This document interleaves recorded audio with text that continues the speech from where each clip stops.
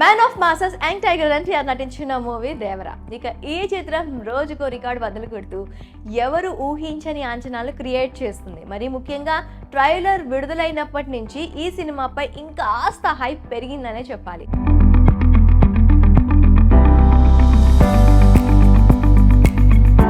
ట్రైలర్లోనే Tarak action ఈ రేంజ్లో చూపించాడంటే ఇక సినిమాలో ఊచకోత తప్పదు అని ఫ్యాన్స్ ఫిక్స్ అయిపోయారు.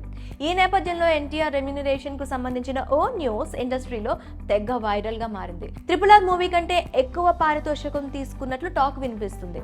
దాంతో దేవరా కోసం యంగ్ టైగర్ అన్ని కోట్లు తీసుకున్నాడా అంటూ ఇండస్ట్రీ వర్గాలు షాక్ అవుతున్నాయి. ఇక ఎన్టీఆర్ తీసుకున్న రెమ్యూనరేషన్ గురించి ఇప్పుడు తెలుసుకుందాం. అయితే అంతకంటే ముందు దేవరా గురించి కాస్త మాట్లాడుకుందాం.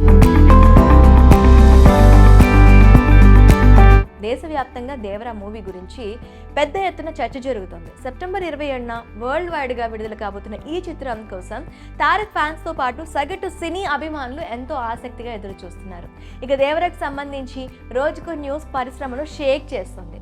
దేవరా మూవీ కోసం జూనియర్ ఎన్టీఆర్ ఏకంగా 60 కోట్లు తీసుకున్నట్లు ప్రచారం నడుస్తోంది.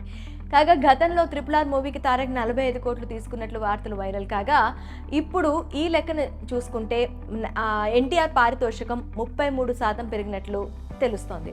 ఇక ఈ విషయంలో నిజమెంతో తెలియనప్పటికీ ఈ న్యూస్ మాత్రం సోషల్ మీడియాలో తెగ వైరల్ గా మారింది. కాగా దేవరా సినిమాకు సంబంధించి మిగతా వారి రెమ్యూనరేషన్ కి సంబంధించిన న్యూస్ కూడా తెగ వైరల్ అవుతుంది. దేవరా మూవీతో టాలీవుడ్ కు ఎంట్రీ ఇస్తున్న బాలీవుడ్ భామ జాన్వీ కపూర్ 5 కోట్ల రూపాయల పారితోషికం తీసుకున్నట్లు సమాచారం.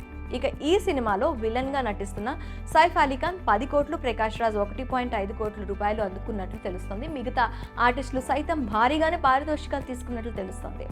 ఈ చిత్రాన్ని భారీ బడ్జెట్ తో పాన్ ఇండియా రేంజ్ లో ఎన్టీఆర్ ఆర్ట్స్, యువసుధా ఆర్ట్స్ బ్యానర్ సంయుక్తంగా నిర్మించాయి. ప్రస్తుతం ఈ చిత్రం యూనిట్స్ ప్రమోషన్స్ లో ఫుల్ బిజీగా ఉంది.